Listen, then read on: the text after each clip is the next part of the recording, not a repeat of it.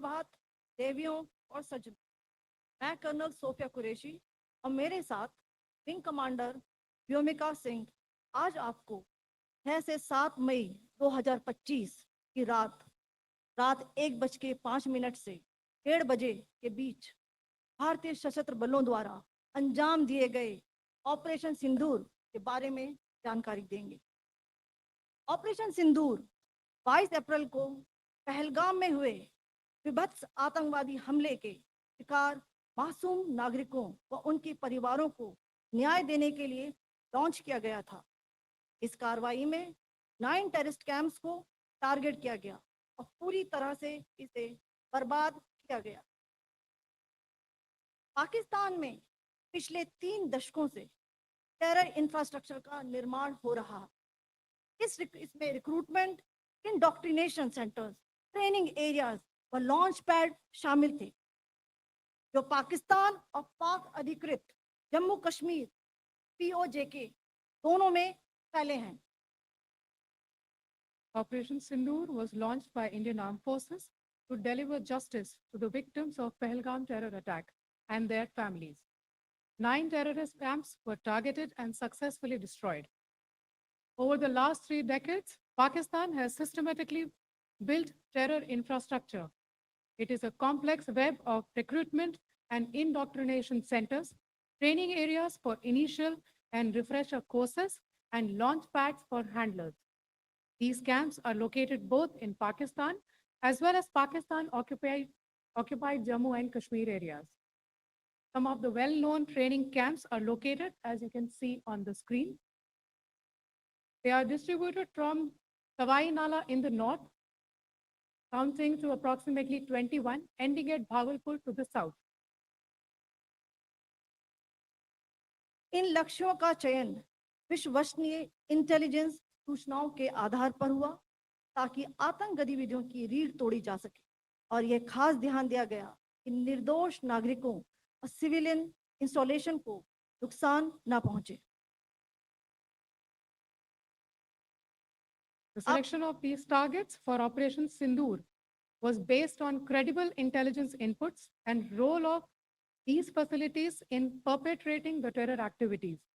The locations were so selected to avoid damage to civilian infrastructures and loss of any civilian lives. This was done with due diligence, and the camps selected for targeting and their engagement will now be shown to you one by one. POJK के targets मैं आपको बताना चाहूंगी। सबसे पहले सवाई नाला camp Muzaffarabad, जो कि POJK के लाइन ऑफ कंट्रोल से 30 किलोमीटर दूर है। यह एक लश्कर तोयबा का ट्रेनिंग सेंटर था। 20 अक्टूबर 2024 सोनमर्ग, 24 अक्टूबर 24 गुलमर्ग, 22 अप्रैल 2025 पहलगाम, इन हमलों के आतंकियों ने यहीं से प्रशिक्षण लिया था। सैयदना बिलाल कैंप जफराबाद, यह एक जैश ए मोहम्मद का स्टेजिंग एरिया है। यह हथियार, विस्फोटक और जंगल सर्वाइवल ट्रेनिंग का केंद्र भी था। फुलपुर कैंप कोटली, यह LOC से 30 किलोमीटर दूर था। लश्कर तोयबा का बेस था, जो रजौरी पुंछ में सक्रिय था। 20 अप्रैल 2023 को पुंछ में और 9 जून 2024 को तीर्थ यात्रियों के बस हमले में यहीं से आतंकी को ट्रेन किया गया था।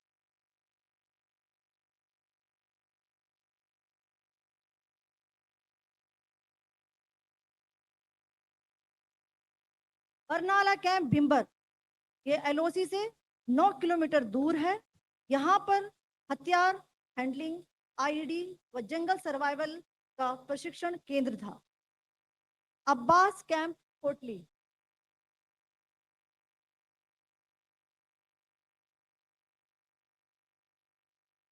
यह LOC से 13 किलोमीटर दूर है। लश्कर तोयबा का फिदाइन यहाँ तैयार होता था। इसकी कैपेसिटी 15 टेररिस्ट को ट्रेन करने की थी।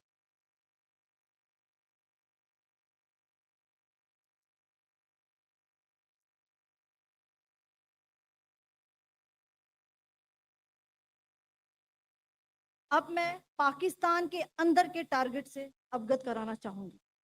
पहला, सर्जिकल कैंप सियालकोट। यह अंतर्राष्ट्रीय सीमा से 6 किलोमीटर की दूरी पर है, सांबा कटवा के सामने।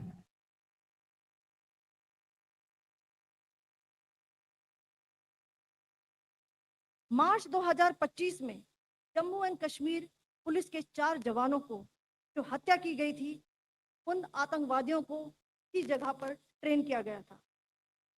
दूसरा, महमूना जाया कैंप सियालकोट। यह 18 से 12 किलोमीटर आईबी से दूर था। हिजबुल मुजाहिदीन का बहुत बड़ा कैंप था। ये कठुआ जम्मू क्षेत्र में आतंक फैलाने का नियंत्रण केंद्र था। पठानकोट एयरफोर्स बेस पर किया गया हमला भी इसी कैंप से प्लान और डायरेक्ट किया गया था। मरकज ताइबा मुरीद के, यह आईबी से 18 से 25 किलोमीटर दूरी पर है। 2008 के मुंबई हमले के आतंकी भी यहीं से प्रशिक्षित हुए थे। अजमल कसब और डेविड हेडली भी यहाँ ट्रेन हुए थे।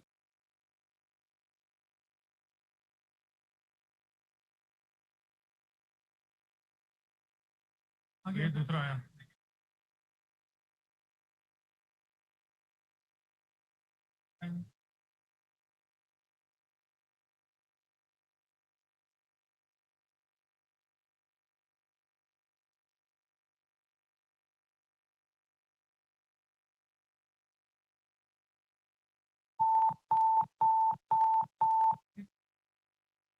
एंक्लोजर सेम ही है, just hit the target.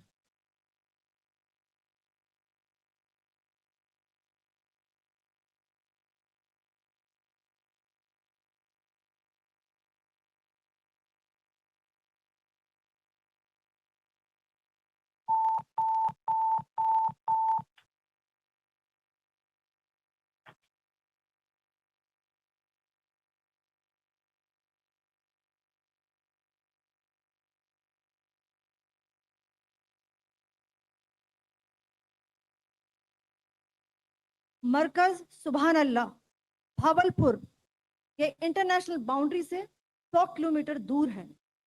Jaish ए मोहम्मद का मुख्यालय था। यहाँ पर रिक्रूटमेंट, ट्रेनिंग व इंडोक्ट्रिनेशन का केंद्र भी था। शीर्ष आतंकी अक्सर यहाँ आते थे। मैं आप सबको बताना चाहती हूँ कि किसी भी सैन्य ठिकाने का निशाना नहीं बनाया गया और अभी तक किसी तरह की नागरिक क्षति की रिपोर्ट नहीं है। धन्यवाद। जय Hind. The strike on the terror camps were undertaken through precision capability, as shown to you.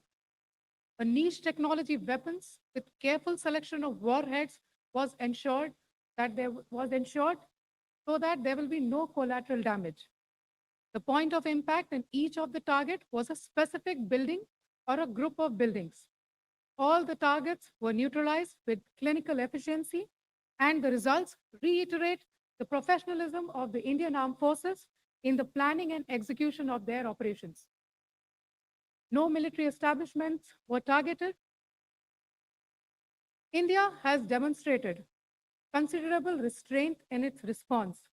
However, it must be said that the Indian Armed Forces are fully prepared to respond to Pakistani misadventures, if any, that will escalate the situation. Jai Hind, and thank you very much. Ladies and gentlemen, friends in the media, I